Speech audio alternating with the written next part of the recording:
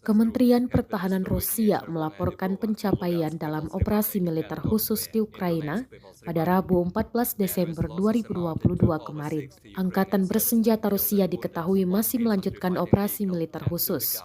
Dilaporkan Rusia, gudang amunisi Brigade Udara ke-81 Ukraina yang menyimpan hingga 2.000 roket grade MLRS dan lebih dari 3.000 peluru artileri dari berbagai kaliber telah dihancurkan di dekat Kramatorsk, Republik Rakyat Donetsk.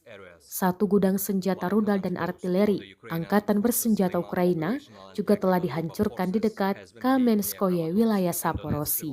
Selain itu, dua radar perang kontri baterai AN/TPQ-37 buatan Amerika Serikat telah dihancurkan di dekat Yampolovka dan Kalinina, Republik Rakyat Donetsk. Pasukan pertahanan anti pesawat Rusia juga disebut telah menghancurkan 3 UAV di dekat Perebzhnoye dan Tokmak, wilayah Saporosi, dan Ratsiovka, wilayah Kherson. Selain itu, satu roket HIMARS MLRS buatan Amerika Serikat telah dicegat di dekat Kremenaya, Republik Rakyat Luhansk. The anti-aircraft defense forces have destroyed 3 unmanned aerial vehicles near Peremozhnoye and Tokmak in Zaporozhye region and Rachovka in Kherson region.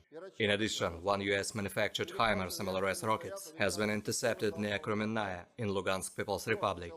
In total, 343 airplanes and 183 helicopters, 2,658 unmanned aerial vehicles, 396 air defense missile systems, 7,099 tanks and other armored combat vehicles, 931 combat vehicles equipped with MRLS, 3,685 field artillery cannons and motors, as well as 7,599 units of special military equipment have been destroyed during the special military operation.